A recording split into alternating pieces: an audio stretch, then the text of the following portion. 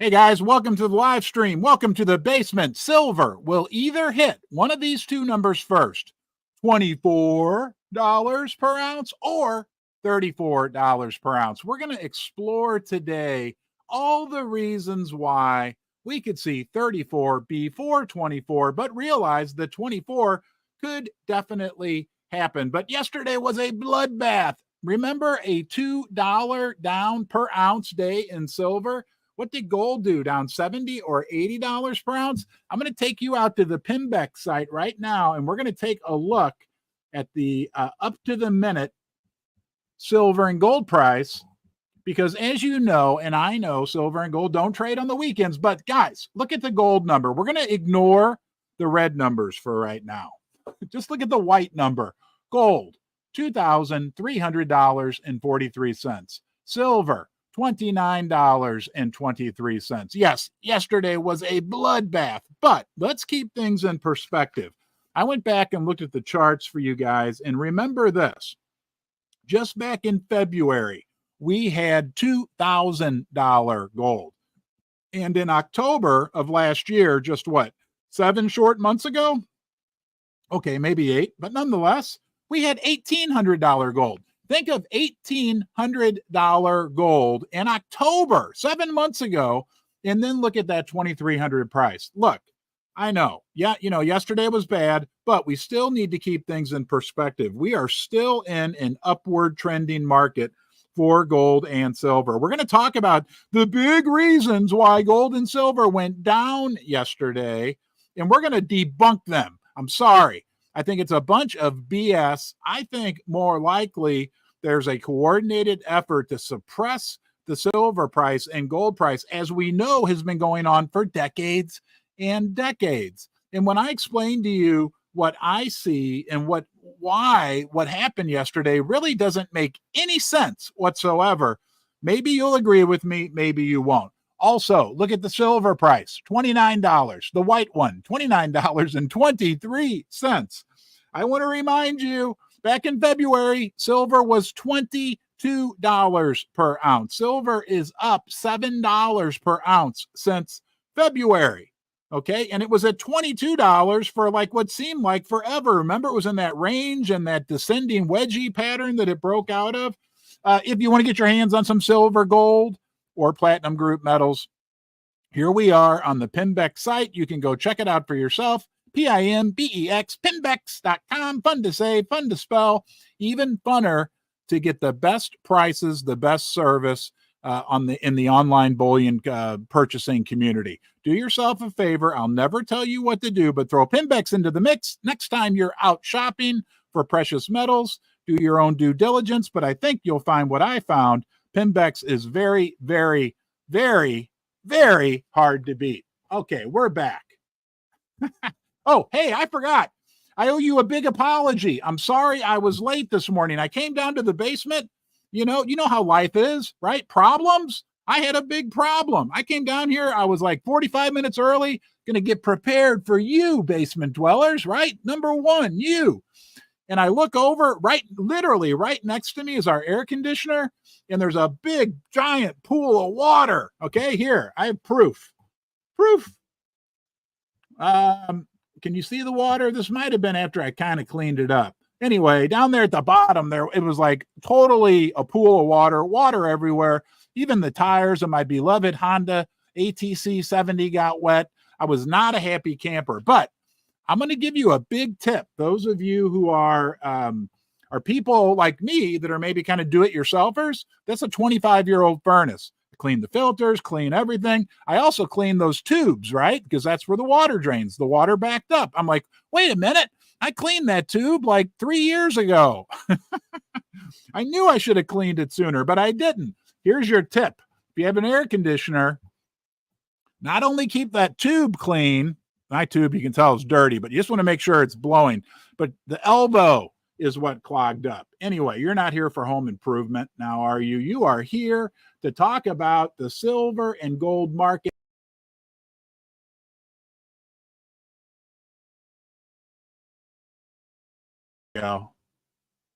Hold on.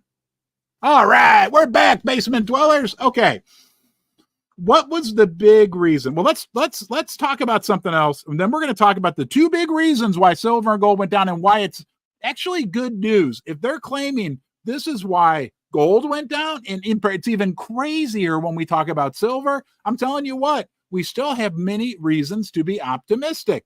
But let's talk about another big picture.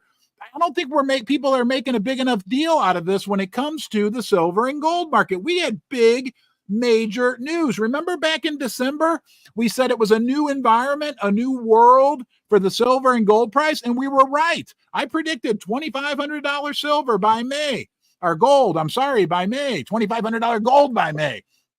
We got to 24.45. I was wrong, but we came pretty darn close, guys, right? Pretty darn close. And I'll give you my up to the date prediction for gold over the next month here in just a second. But we said it was a new environment for the precious metals. We'd entered a new age. Okay. And by the way, I've got fans blowing everywhere down here. If you hear background noise, I apologize. Nonetheless, new world, new age, new weather pattern. The tide had shifted. Whatever, right? The world was waking up. Gold and silver were finding their legs, finding their feet. We said that happened in December. I stand by that. What's the big news that came out this week that we need to be super excited about? Hold on one second here. Hold on. And is that, yeah, here it is. Hold on here. This is the big news from Reuters. Oh, my Lord. There we go. Let's get rid of that. Sorry, I didn't have time to get all these things set up because of that darn air conditioner. ECB in Canada cut rates. Guys, this is big news. This is a big deal. Two massive, large economies cut interest rates. Okay? That's very supportive for the price of silver. This is a new, we're in, and look at this. There's some really cool charts lower here in this article.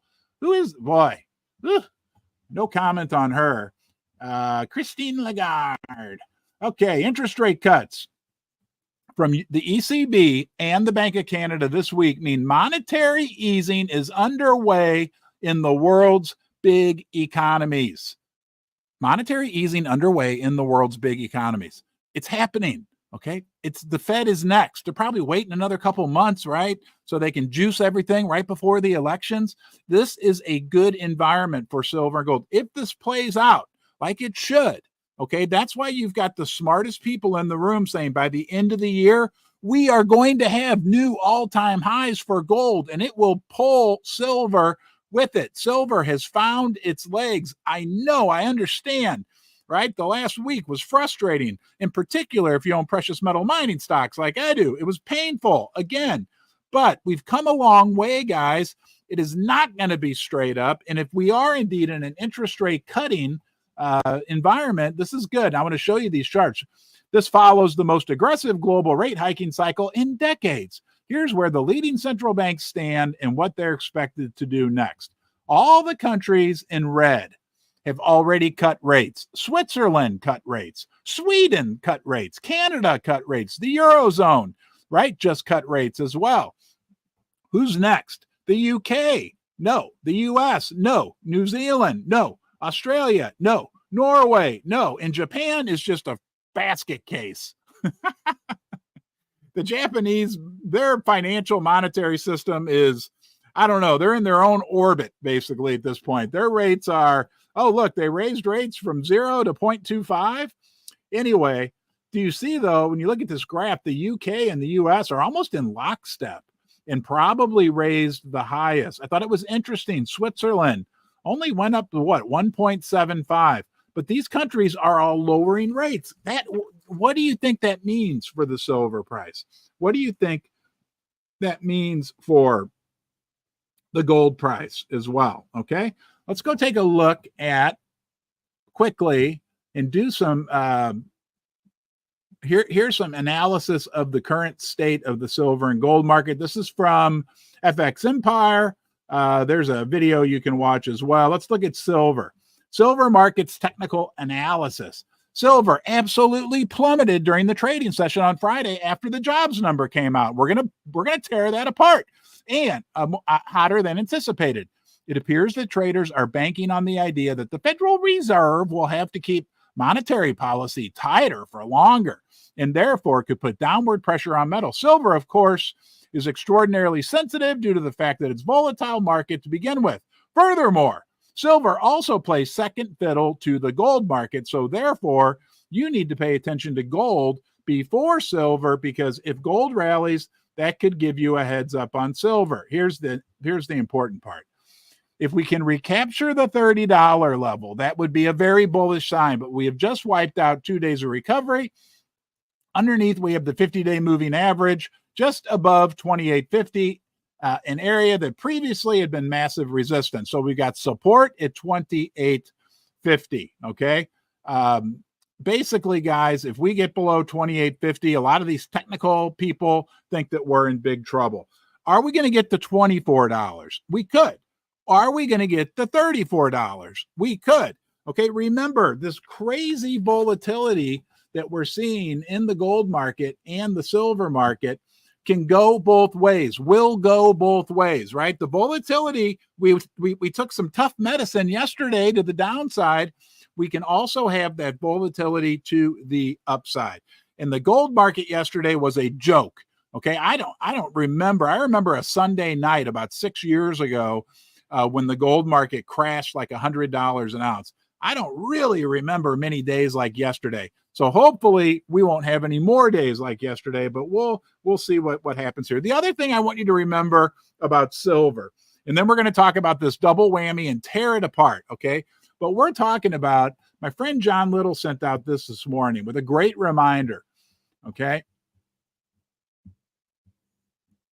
Silver and gold Western spot is a paper price, okay? Paper. The spot price that we're looking at, the price that went down by $2 per ounce yesterday, that's just a paper price, guys. That's not the price for real metal. I know, I forget it too. I know I forget to measure my number of ounces or amount of silver in ounces, not value it in dollars. Have a sip of coffee with me.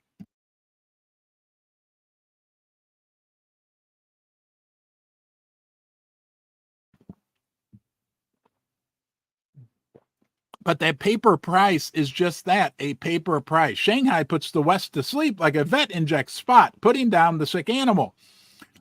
Remember this, and I'm going to have John on tomorrow morning. I'm going to have him elaborate upon this for us. But this is now, I think, just becoming more common knowledge. Do you know this as a silver investor? And that if you want to trade gold and silver futures on the Shanghai Gold Exchange, you must first deposit an equivalent amount of physical bullion as collateral. COMEX physical delivery is rare, less than 1% of the contracts. So the paper price is on the COMEX. The real price is in Shanghai. Smart Silver Stacker, right? Another YouTuber. He has great content. You probably have watched some of his stuff.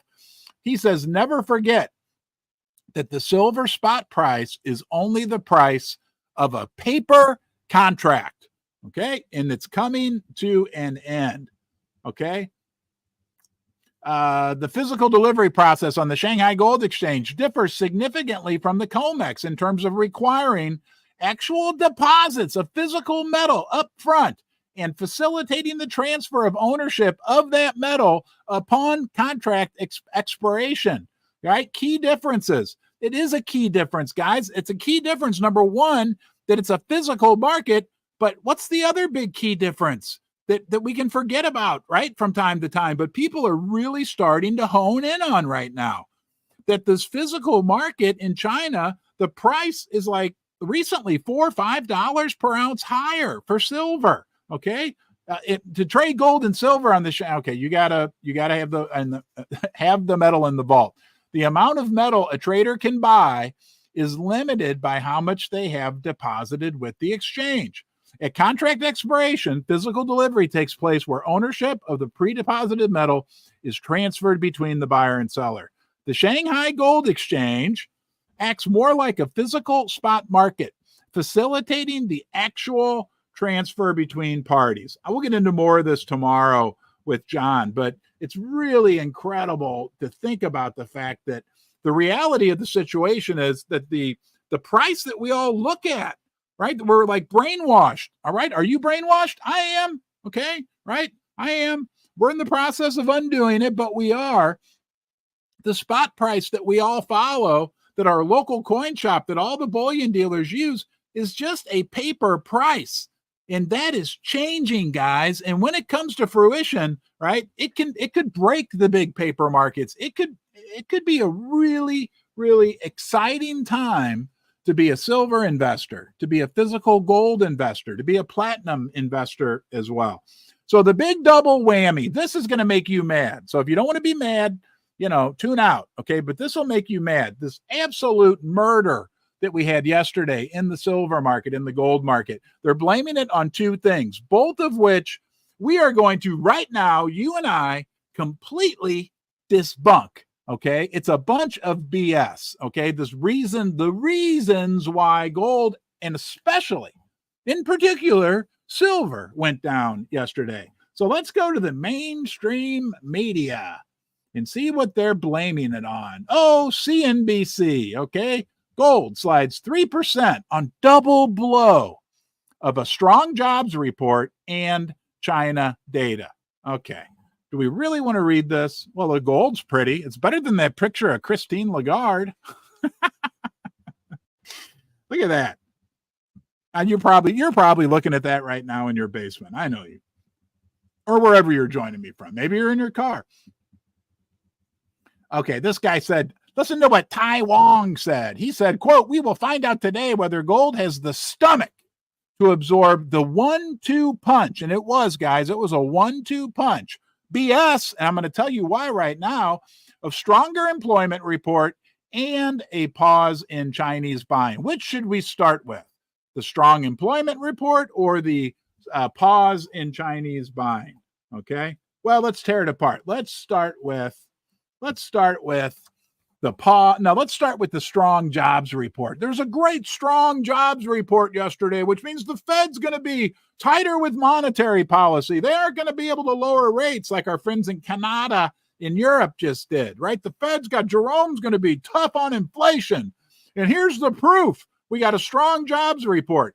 We could spend, you and me, right, the next hour tearing apart all the minute details of the jobs report. It's all a bunch of BS. It's the BLS. It should be just called the BS. The Bureau of Labor and Statistics should, to get rid of the L, call it the BS, or call it the Bureau of Lies and Statistics, because these numbers are like total. You think the dollars make believe? The jobs numbers are like Fantasy Island. I mean, the way they count, I don't know. Where's my guy here? Here, I pay him. I pay this guy. What's his name? I forget. Don Gartlitz. I pay Don Gartlitz to sit over there and look at me and cheer me on. I pay him $1 a year. They must have counted Don Gartlitz in the jobs report. But seriously, guys, the jobs numbers are insane. It makes no there's other people. Okay, thank you. I'm going to do the pinger here. All right, let's do it. I got to listen to Susie, the boss. We got 100 thumbs up. That's a big deal. You get to listen. This is nice and relaxing for you. We need to relax. We need to listen to the pinging of some silver.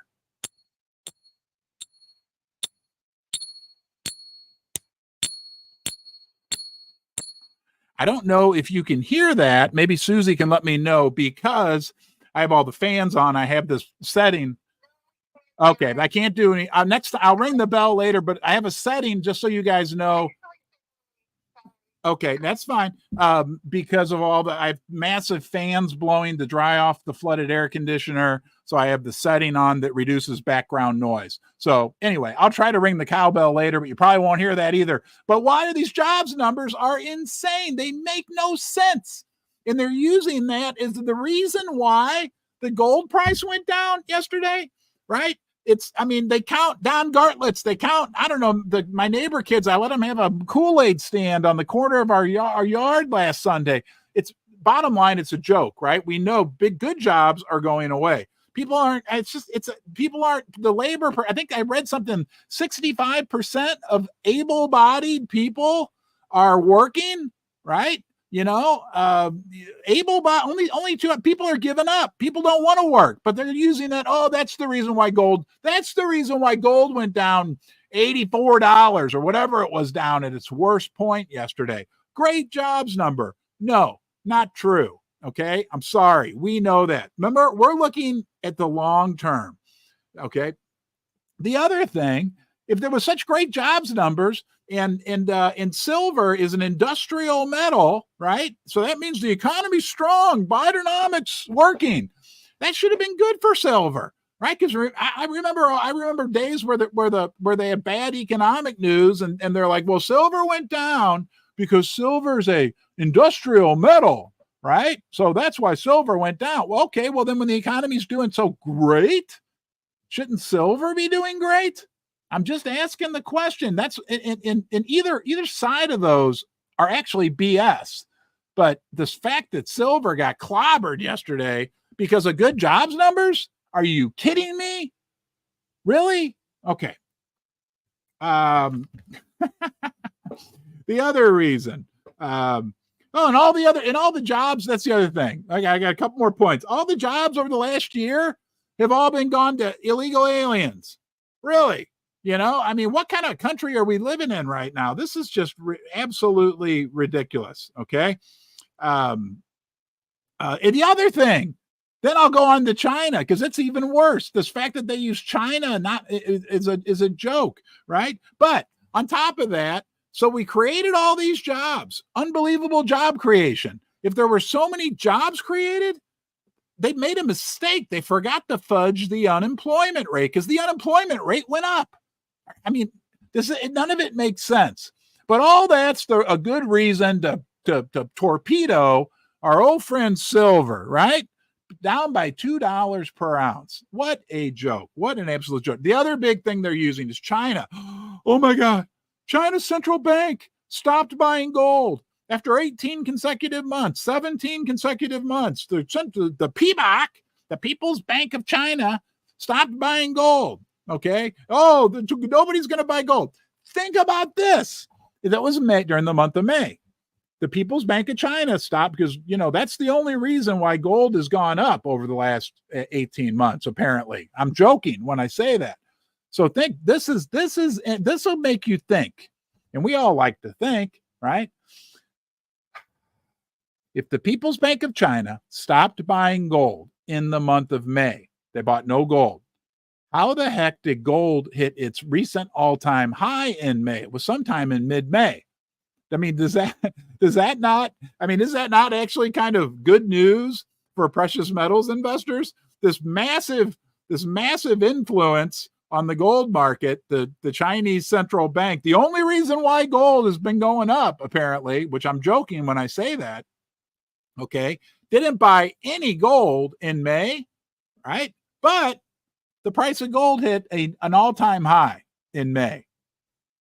Does that make you think, right? Do you think maybe there's something to that, right? Let me read some more crazy. This will get your wheels turning. We need to keep our wheels turning now, don't we? Okay. All right. Oh, how about this? China. Everybody says this as well. China's very secretive about their gold buying. They always say, like, whatever the PIMBEX actually says, they probably bought a lot more. We're always been told, don't trust the People's Bank of China regarding their gold purchases. Do you think maybe? Here's another one to get you thinking, okay? Because we know the BRICS countries, Brazil, Russia, India, China, South Africa, Iran, Saudi Arabia, Egypt, Ethiopia, and the United Arab Emirates, they're all acquiring massive amounts of gold. Do you think possibly this is just a, partial half tinfoil hat here, but do you think maybe China wants the price of gold to go down so they can continue to buy more? Just saying, especially in light of the fact that they have a distinct history of being secretive about their gold purchases. Maybe, maybe not. And on top of that, okay, the other thing we hold on here. Well, I got so much to talk to you guys about. It's getting confused. Oh, thank you, Susie. Hold on. We're going to say thank you to all our sponsors by putting the banner up. Guys, we have so much more to cover in this live stream. it's and let's talk about silver. Okay, hold on here. Silver, gold. Is this it? No, that's not it. Is this it?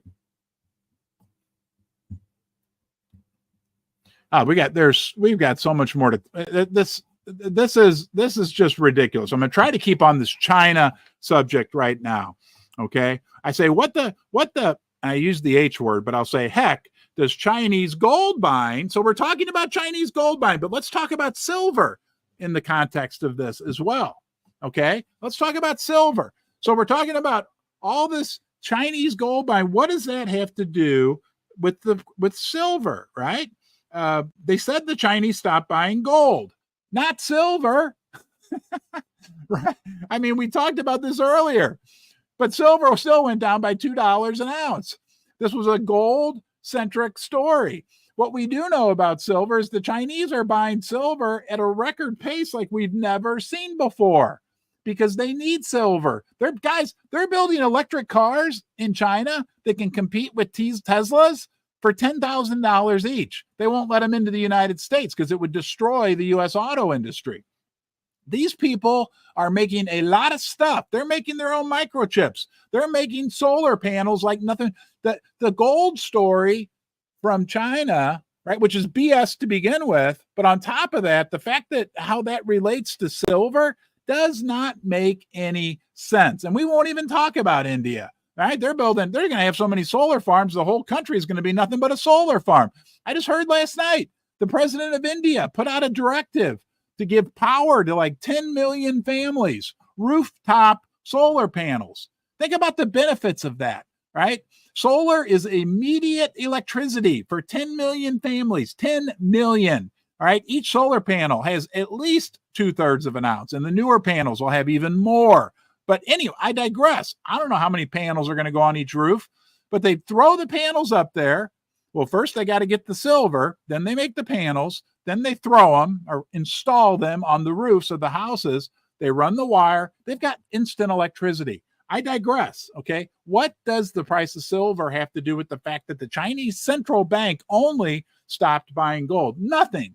On top of that, have you considered the fact that from the individual investor perspective in China, the demand for gold remains extremely robust? Crazy, okay? The Chinese government told their citizens like 6 weeks ago to actually stop buying so much gold and to start buying silver because they can't get enough gold. It's not that they don't want the gold or they think it's a bad investment, right? They just can't get enough gold to supply all their citizens with what they want. They're like, buy silver too. It's, so this whole story is, likely more about COMEX and LBMA manipulation. Why ask this, does this make you think? Why did the heads of the four big bullion banks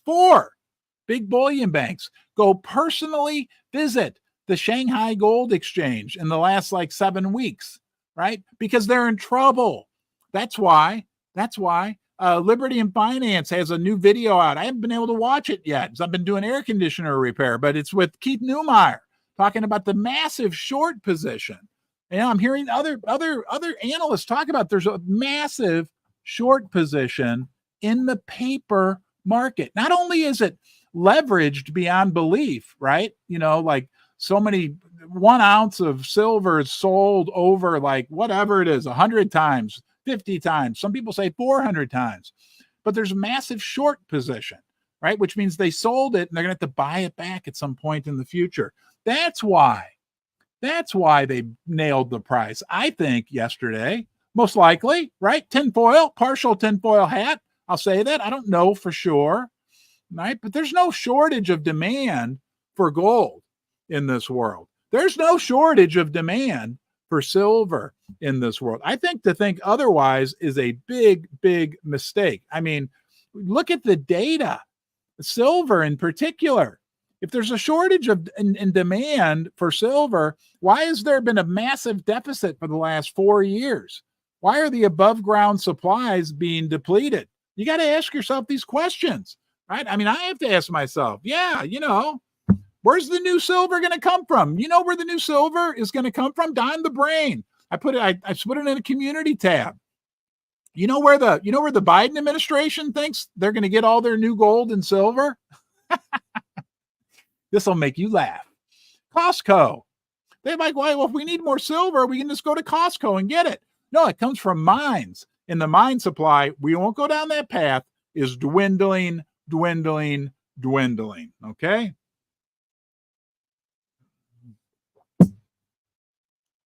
It's going to be interesting. What do you think?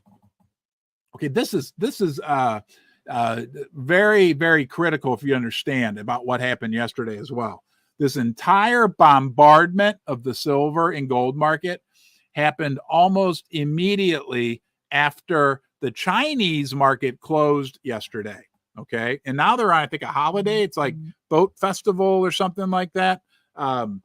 So it's going to be, what do you think is going to happen when the Chinese market reopens for both silver and gold? I'll say, okay, I think the Chinese are going to jump all over this buying opportunity. I could be wrong, right? We could be going to $24 silver, guys. We could be going to, I don't know, $2,100 gold. I think I'm going to turn the camera off and I'll never see you again if gold goes below $2,000. Some of you might be rooting for that, okay? So does this explain why the Chinese bank? Does this explain why the Chinese central bank supposedly stopped buying gold? I have an article I need to find here. That's not it. Okay. Oh, this is interesting. This is from Numismatic News. I'd never heard of this site. One of our Brian, I believe it is, sent this to me. Their strong prospect is a major physical silver supply squeeze developing. What do you think? Yeah. Could you see a squeeze, right? There's a strong prospect that silver's price could rise much further in the coming months. Really? Okay.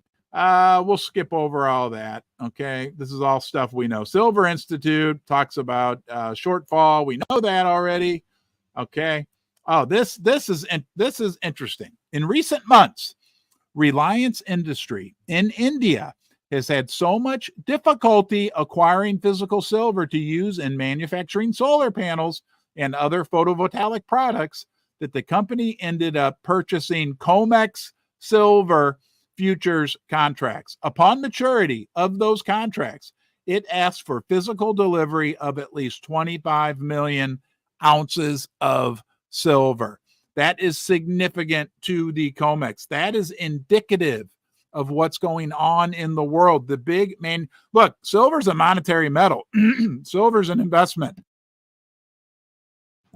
We know that. We believe that. We know that, right? But it's this industrial demand that, because, we are a rare breed that knows the investment potential for silver, right? They haven't, the herd hasn't joined us yet, but the industrial demand, it's alone can overcome the physical market, right? Can overcome the paper market. I'm sorry. The private sector's demand for physical gold. Is this why China? I want you, as we're reading this, I want you to keep in mind, is this why the Chinese central bank decided supposedly to stop buying gold? The private sector's demand for physical gold in China has been so strong this year that demand for investment purposes in that nation rose by 27% in the first quarter of 2024 compared to the first quarter of 2023. So investment demand up almost 30%. Gold imports into China have not been enough to cover demand. Okay, so they can't get enough gold into the country to cover demand. Okay, so Chinese buyers are purchasing gold contracts on the Shanghai Futures Exchange. Combined, the volume of gold trading in the Shanghai Gold Exchange and the Shanghai Futures Exchange now exceeds the volume of the COMEX. Think about what that article says, guys. The Chinese government can't get enough gold into the country to satisfy individual investor demand. Do you think maybe, just maybe, hold on, I need to look you in the eye. Do you think maybe the Chinese government said, well, you know what? We can't get enough gold to supply the demand of our citizens when we're buying it also. So maybe we'll stop buying it and just let our citizens bring it. I mean, what's the difference? In some countries, right? The gold that's held by the government and the gold that's held by the people, it's essentially the same. I don't know that it's that way in the United States of America because we don't know how many ounces of gold. Well, we're told we have 8,000 metric tons. Steve Mnuchin went there with his girlfriend 8 years ago and sent out a tweet and said, I love gold or some stupid like that, but we can't afford, we can blow money on anything else under the sun, but we can't afford to do an audit of the gold in Fort Knox. Do you think maybe because Chinese citizens, okay, let me show you something. This is going to knock your socks off. Okay, we're going to go through and we're going to find this picture together.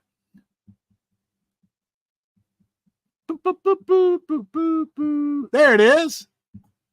That's Chinese citizens, like, I don't know, 8 weeks ago, lining up 800,000. That's that up there in the upper left corner. 800,000 Chinese citizens lining up to buy gold. So maybe the government says, you know what? We don't need to buy it for the central bank. We can't get enough gold. We'll just let the citizens buy it.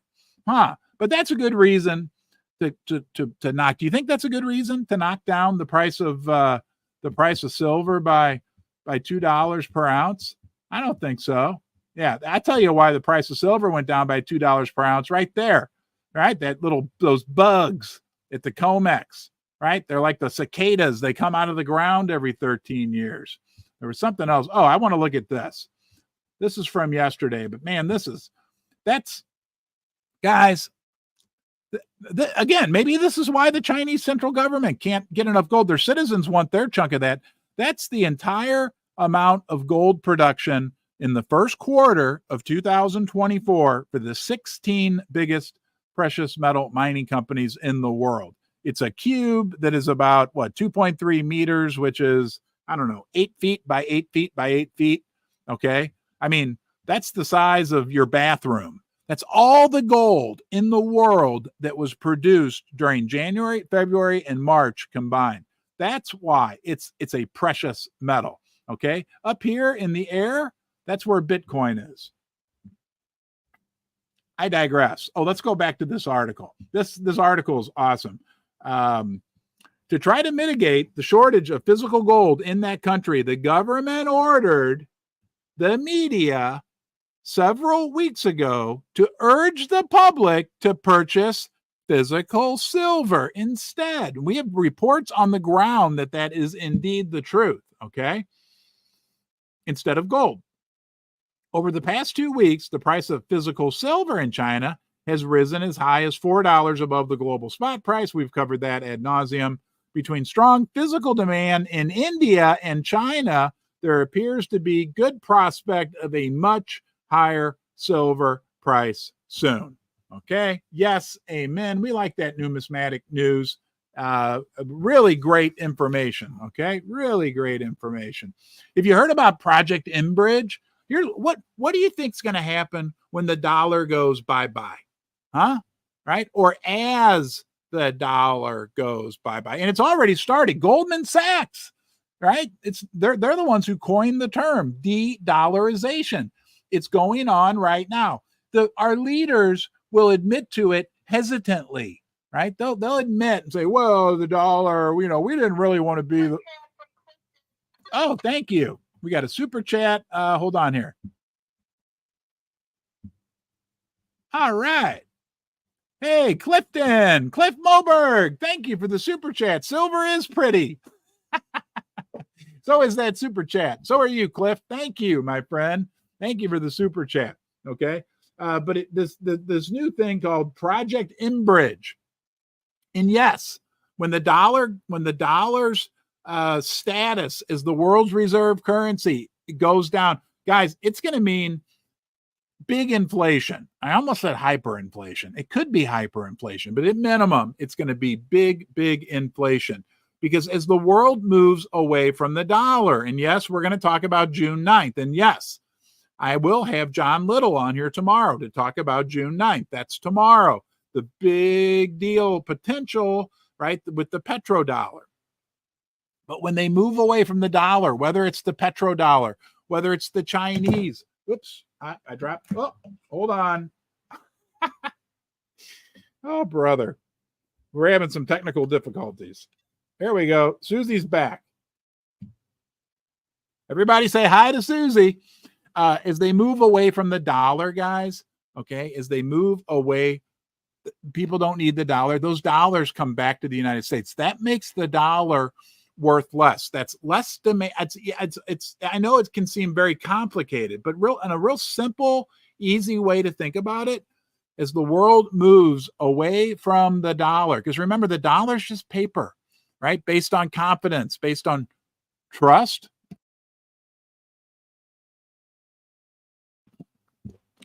And as the world moves away from it, that's less demand for the dollar. And what happens when there's less demand for anything? It becomes less valuable. And when and if we're measuring the cost of gasoline or bread or houses or anything in dollars, and it becomes less valuable, that means inflation goes uppity, uppity, uppity, right? I mean, because in a nutshell, right, since they took, if you don't know this, and if you do, it's fun to review. I'm going to ring the cowbell, but you're not going to hear it because I have noise cancellation on, because I have fans blowing, because our air conditioner blew up this morning.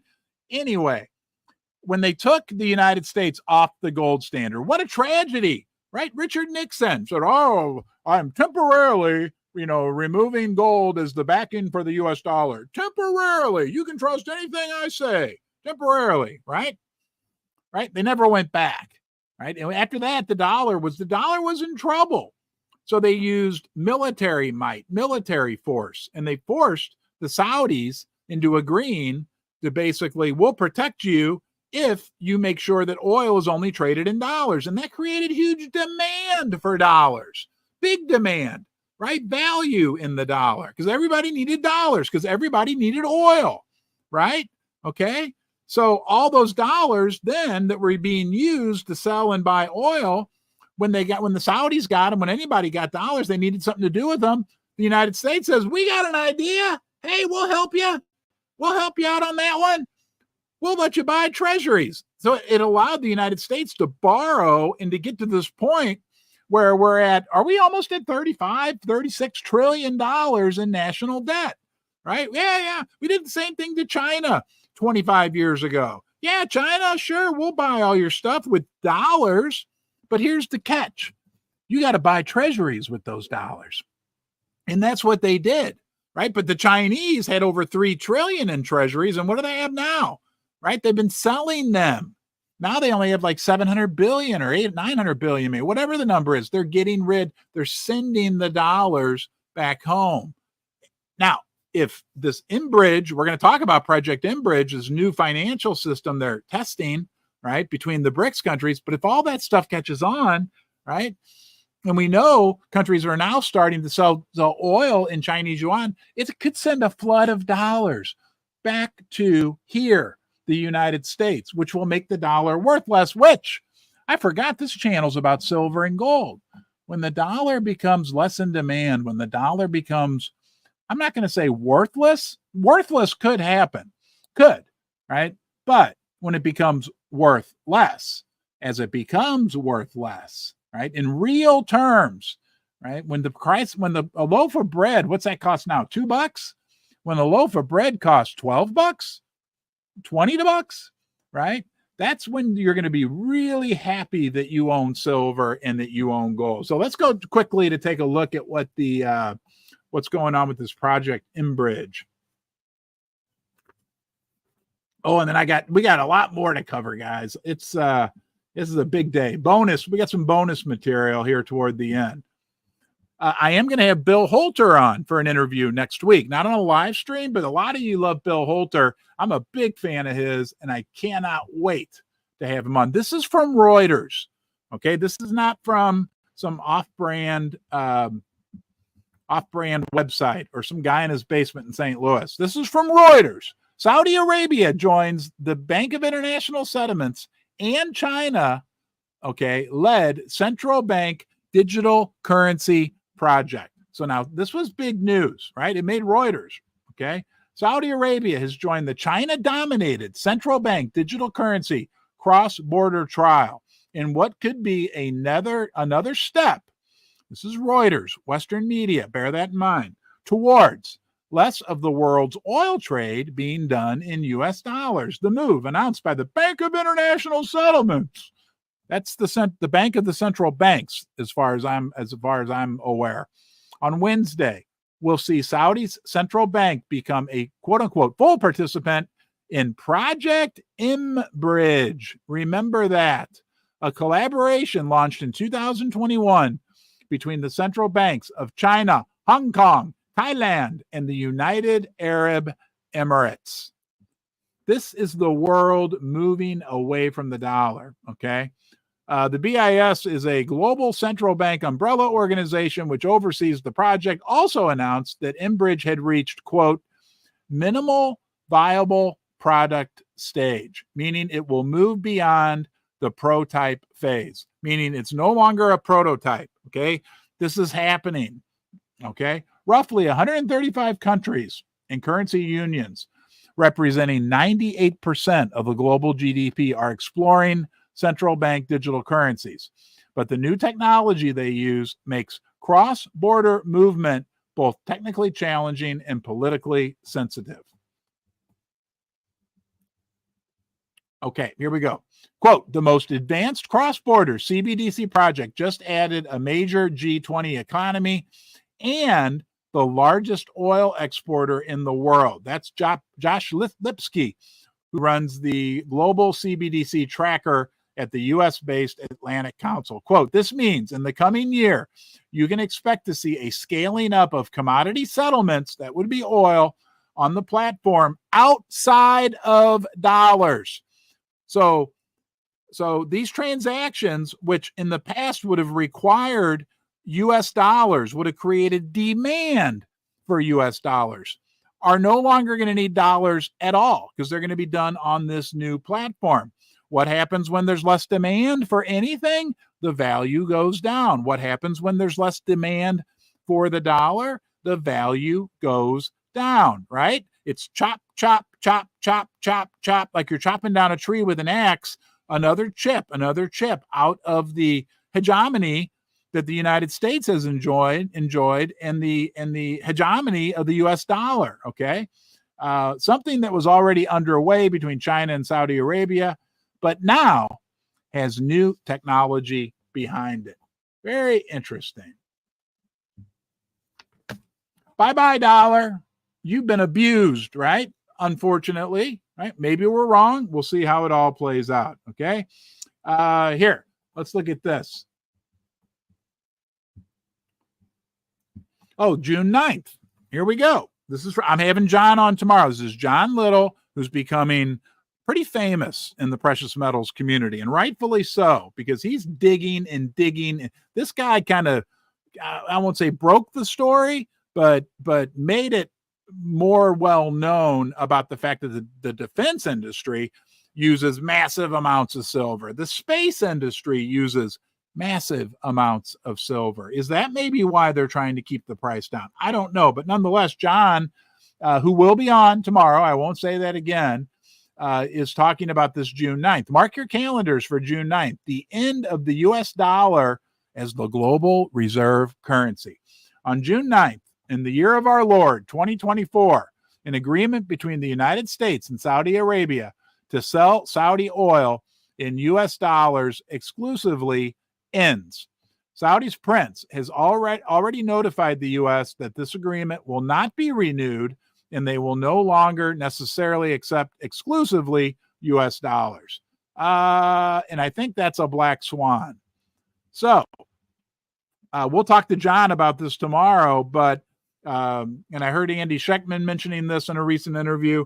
You know, this is big news, guys. Potential big news. If the Saudis indeed even pivot away with part of their oil production now not needing to be paid, or more of their oil production not paid. Again, less demand for dollars. Anything there's less demand for becomes worth less.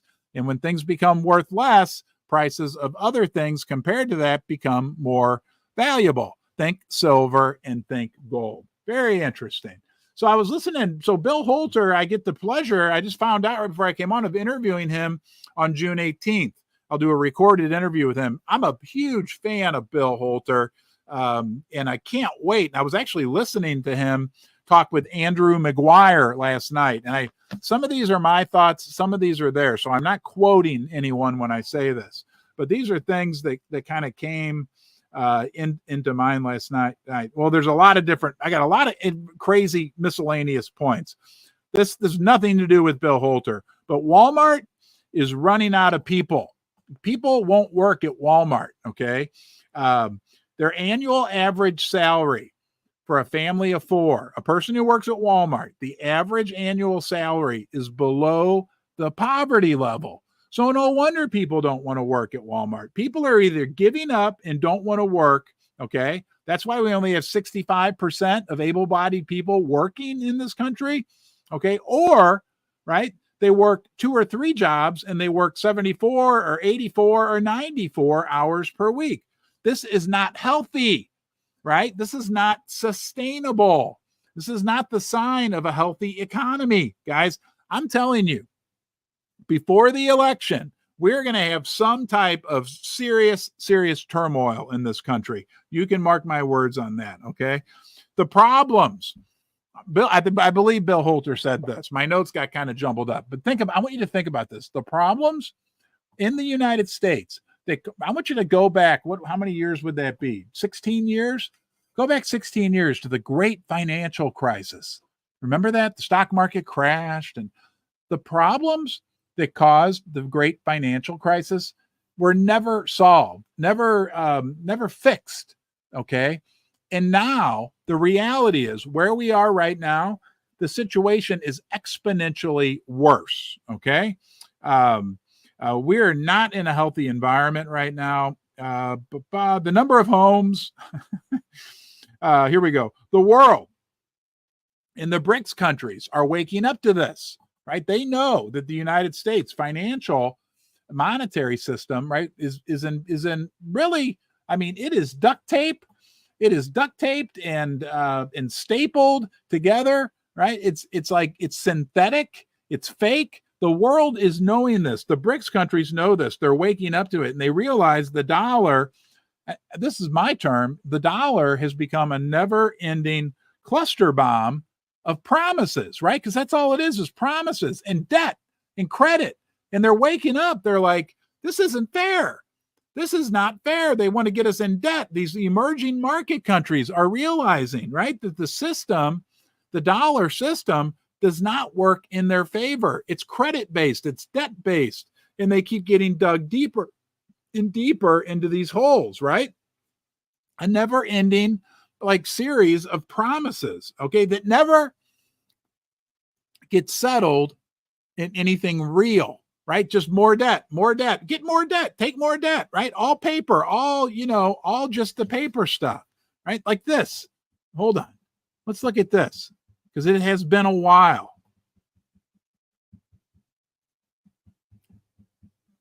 Here it is. This, guys. This is right? Exter's pyramid. For those of you who don't know, it's an upside down pyramid that shows that everything in the world rests, anything monetarily, financially, it all rests on a very, very small, solid foundation of gold and silver below it. Okay. Everything above that is synthetic, right? Bank money, base money, government bonds, corporate bonds, all that's debt. That's all credit. It's all make believe. Okay. That's the reality. This chart was developed by John Exter, who worked for the Federal Reserve. He only died 15, 20 years ago. This is real. This is what we're living in right now. In the numbers, like I said, right?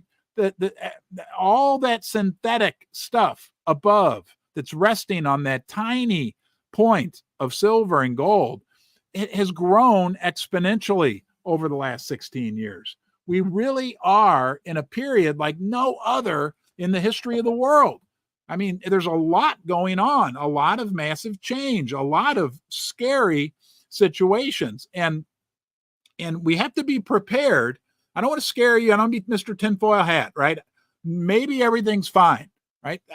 Honestly, I kind of felt this way 16 years ago after the great financial crisis. Like, it's all funny money. It's all whatever. Their ability to perpetuate this system has been amazing, right? So maybe I'm wrong. Maybe everything winds up rosy. Maybe we truly can just print money infinitely, right? And continue to rack up the national debt infinitely, and everything will be okay. I don't know, right? I guess we're going to find out, but I don't think it is. I don't think history allows for that. And I think it's important that we keep ourselves very, very prepared. Here, I heard, I heard Bill Holter say this, and I agree with this. Said that cryptocurrencies, I find this very interesting because I've said this as well. This is I want to hear what you think about this. Cryptocurrencies and even the gold and silver ETF. So the cryptocurrencies have kind of come on the scene in the last 10 years. Prior to that, I think it was around the year 2000, we had the silver and gold ETFs, the SLV and the GLD. May. This is a little tinfoil hat here. I'm saying that about myself because I've said this same thing in the past. May have been established just as a way to funnel money away from real silver and gold. Think about it, right? I said that about Bitcoin in the past. I'm not an anti-crypto. I'm not an anti-Bitcoin guy. I know the blockchain is awesome and the most reliable accounting system in the world. But the cryptocurrencies, and I think I heard Bill Holter say this, our digital heir is how he said it. And they kind of are, right? Okay. I mean, you got to admit, I love the blockchain, but the actual cryptocurrencies are digital heir. I know they're valuable. I know. And so is the US paper, US dollar, blah, blah, blah, blah, blah. I'm a silver and gold guy. But were these ETFs back around the year 2000, were the cryptocurrencies, were they developed as a way, all right, a relief valve is what I used to use the example of my hot water. I had to get a new hot water tank here in the basement, hot water heater. And they made us put on this like relief tank.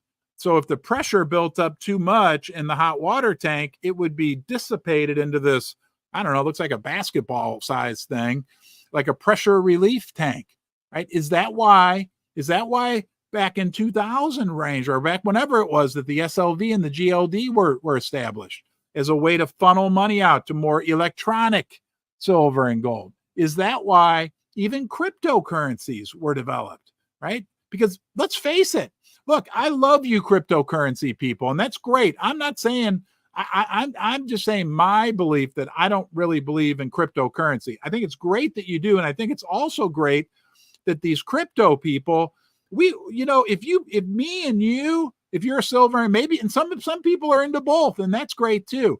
But if we got a room of 20 people, 20 of which were diehard gold and silver people, and the other 20 were diehard cryptocurrency people, we would be in agreement, like we'd be brothers, man, on the whole system. All of our research we've done, all of our beliefs would be very similar, except for the vehicle by which we decide to use to get out of the fiat money system. Okay. So anyway, now let's think about what I just said in the context of this. Okay. Did they develop the SLV ETF, the GLD ETF, as a relief valve to divert money away from the physical metals?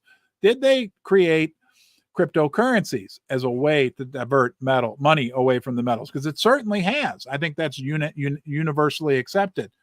What proof would we have? And we're going to go back once a week and remember this. Hold on here. This came from our friend Eric Young.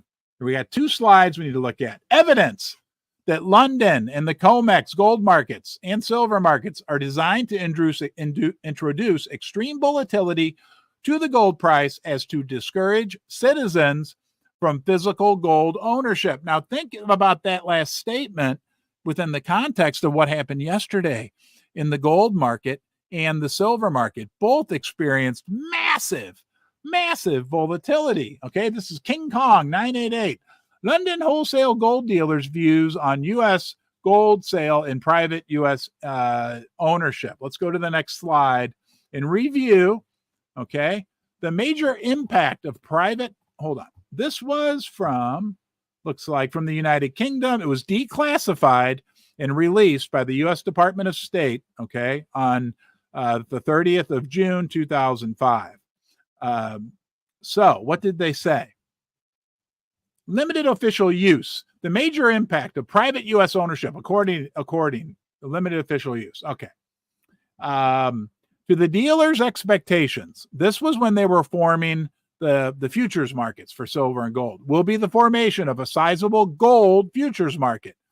Each of the dealers expressed the belief that the futures market would be of significant proportion and physical trading would be minuscule by comparison. So the futures market would be significant proportion, and compared to the physical trading, the actual, like people buying, like they do on the Shanghai Gold Exchange, like when you buy physical gold and silver, would be minuscule by comparison.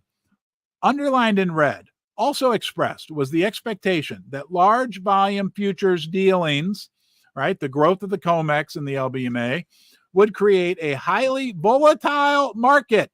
Think about what happened yesterday. In turn, the volatile price movements, think about what happened yesterday, would diminish the initial demand for physical holding. And they would make people give up, throw in the towel. Individual investors say, I don't want gold, I don't want silver, and most likely negate long-term hoarding by U.S. citizens. So when we think about everything going on in the silver and gold markets, we think about manipulation. We think about what happened yesterday. We think about the fact that the gold price went down because the Chinese central bank stopped buying, when in the month that they stopped buying, we actually had an all-time high, when we know the demand for silver is absolutely skyrocketing around the world. None of it makes sense. So when we think about, will we get $24 silver or will we get 34? One of those prices is, I got news for you, right? There's going to be a day when I'm down here in the basement and I'm saying to you, either silver's at $24 or silver's at $34. One of those days, one of them will happen first, okay? My money is on the fact that we'll be at $34. I do think we're going to have some rough waters ahead, potentially through the summer, maybe through the next 5-6 weeks, but that things will definitely turn around subsequent to that. Hey, thank you to channel sponsor First Mining Gold. You can learn more about them at firstmininggold.com, and our friends at Fortuna Silver, who are actively digging silver and gold out of the ground right now in Latin America and West Africa. Thank you for being here. Don't forget, if you want to get your hands on some precious metals, check out PIMBEX, PIMBEX.com. You take it easy. Have a great day, and I'll see you soon. Bye-bye.